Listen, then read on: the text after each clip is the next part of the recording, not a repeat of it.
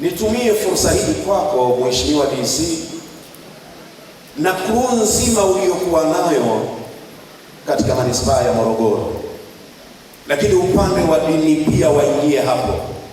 Tutumieni majukwaa kama haya kuwaunganisha wananchi katika kutengeneza upendo na amani katika nchi zetu. Ni jambo la aibu na fedhea kuwaona viongozi wa dini wako mbele wanahamasisha matatizo. Nini kazi ya kiongozi wa dini? Lakini hawa viongozi wa dini pia wanahitaji waunganishwe na viongozi wa serikali. Tumieni fursa ya kukaa vizuri na viongozi wa dini, tujenge nchi yetu. Tutasali vizuri na wenzetu watasali vizuri. Tutakaa kwenye Idi na wenzetu watakaa kwenye Christmas na Pasaka, tukijenga amani na upendo. Ndugu zangu, tumeandaa iftari hii kwa dhumuni la kuendelea kuhakikisha Morogoro yetu inaendelea kuwa salama, umoja na mshikamano katika maeneo yetu. Lakini pamoja na hayo, tukitafakari miradi ya maendeleo ambayo Rais wa Jamhuri ya Muungano wa Tanzania Dr. Samia Suluhu Hassan akiwa akiendelea kumimina fedha katika wilaya yetu ya Morogoro. Waliokuja na SGR leo, kuna kitu pembeni mmeona kinatengenezwa. Ile ni stendi kubwa ambayo Dr. Samia Suluhu Hassan ameweka shilingi bilioni 13. Nini madhumuni yake?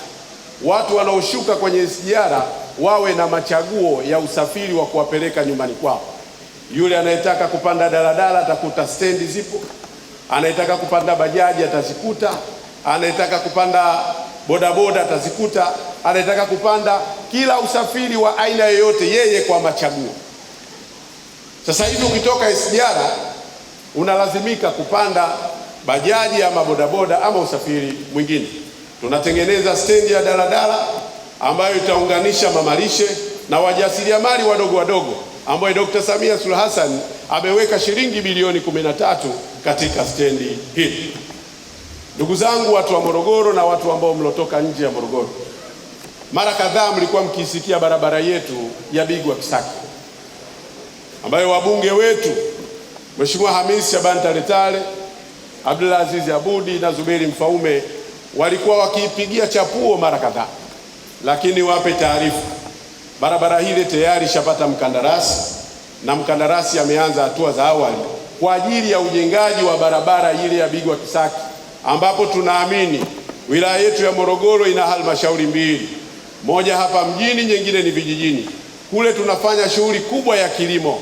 Tukipata barabara hile, mazao yetu na wafanyabiashara wanaotoka nje ya mipaka ya Morogoro, thamani ya bidhaa zitauzwa kama vile ambavyo sisi tunazipa thamani katika maeneo yetu. Kwa hiyo yako maeneo mengi yanajengwa. Tunayo barabara ya Ubena Zomozi ambayo ukamilifu wake utaendelea kuifungua Morogoro yetu na mikoa jirani ya Pwani. Nia na madhumuni ni kuhakikisha tunasafiri na kusafirisha mizigo yetu. Lakini ndugu mgeni maalum, Mheshimiwa Sheikh Mziwani, kwenye sekta ya maji Dr. Samia Suluhu Hassan amefanya kazi kubwa. Ingawa tunakiri Morogoro tuna changamoto ya maji, lakini bado inaendelea kutafutiwa majibu ya kudumu. Tunao mradi wa maji ambao unatoka milimani. Mheshimiwa Rais ameweka shilingi bilioni 23 kuhakikisha halmashauri ya Morogoro vijijini tunatokomeza tatizo la maji.